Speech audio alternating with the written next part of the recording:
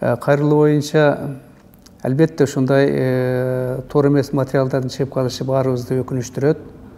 Себеп дегенде кайрылууда бизге жөнөткөн маалыматка караганда, бизге берген тексттерге караганда эки кайрылуу жүрөт да. Бири ак баракка жазылган, экинчиси мындай күрөңүрөөк башкача түстөгү кагазга жазылган, ошо башкача түстөгүдө колдо коюшкан.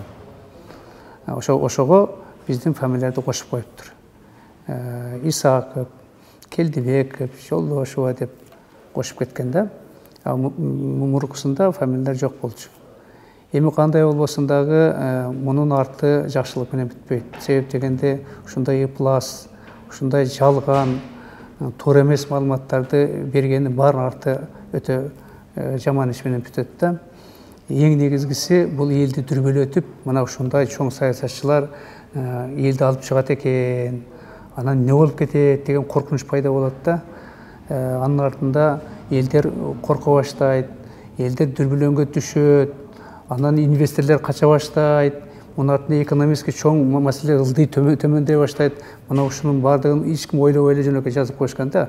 Бул чыгып калса биз суракка чакырабыз, ошентип жүдөтөбүз деген гана ой да. Мен ойлойт элем, мунун артында азырынча өзүбүзчө мындай ойлогондо артында биринчи биз бийлик деп ойлойбуз. Себеп дегенде бийликке эмне үчүн керек? Эмне үчүн ушундай фамилияларды жазган? Себеп дегенде экономикалык акыбал өтө оор. Баалардын баары кымбаттап кетти. Жумуш орду азайды. Миграциялар көбөйдү, элдин нааразычылыгы күчөдү да. Мына ошондо алаксытыш керек бир нерсе менен. Той менен алаксыта албайсың, акча жок. Бир гана нерсе душман табыш керек. Ким душман? Мына душмандар ушулар, ушундай алып келгенге деген максатта баягы кальта ой менен ушуларды жасашты деп эсептесең болот. Экинчисинен бул мунун артында чоң мындай башка өлкөлөр турат деген да ой кетет да. Экинчи ой. Себеп дегенде мурунку фамилиялардын артында эл көп чыкпашы мүмкүн деген алардын өзүнүн прогнозу барды да. Анан буларды кошуп койсок, мына түштүктүн кыландары бардык түштүктөн кошулган. Жазгандар да көпчүлүгү түштүктөрдүн ошо арызга жазгандар. Мына булар дагы чыгышат дагы, булар жанагы эмоциясы күчтүү, тез өзүнчө эметип кетет. Анан бийликти кулатканга жакшы болот деген да ой кетиши ыктымал. Биз ошентип ойлойбуз да. Мына ошонун негизинде азыркылар жасалган. Ну кандай болбосун, бул мамлекетке пайда алып келбейт. Ошонун негизинде мен Ташиев мырзага кайрылуу жөнөттүм. Бул ушундай коопту алып келгендиги үчүн, элди дүрбөлөткөндүгү үчүн, эң негизгиси мамлекеттин коопсуздугуна түздөн-түз тиешеси бардыгынан жанагы жазгандардын ар бирине чара көргүлөгөн деп. Эгерде бийлик чара көрсө, биз айтабыз анда бийликтин тиешеси жок экен деп. Эгерде бийлик чара көрбөй кайтып ошол адамдарга басым жасаса, анда биз эртеңден тартып айтканга толук мүмкүнчүлүк бар. Бийлик өзү жасап, элди гана алаксатуу максатында ушуну жасап атыптыр. Анын алдында шайлоо болуп атпайбы азыр жакында.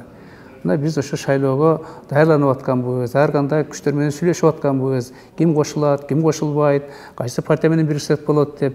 Мына ушуга тоскоолдук кылышып, бизди дагы мындай алаксытып, ушулар менен алек кылып койсок, булар алаксып калат да, жана күчтүү күчтүү команданы булар түзө албай калышы ыктымал деген жанагы түшүнбөстүк негизинде жасалып да кетиши ыктымал деген ой болот да. Бирок биз ички иштер министрлиги да мен азыр кайрылат элем, жана жазгандардын бардыгын эң жакшы болот эле эгерде баарын алып келип, беттештирип, мындай маңдай теске отургузуп, качан айтты эле, айтып берчи, саат канчада, кайсы жерде, ким көрдү эле, кайсы машина менен келдиң эле, кайсы автобус менен кеттиң эле деп ошону тактысы эле чыгып калат да. Мына ошонун негизинде азыр көрөбүз, Кудай буйрса, бирок кандай болбосун, бул кооптуу акыбалды жаратып алышты бийлик өздөрүнүн туура эмес иштери менен.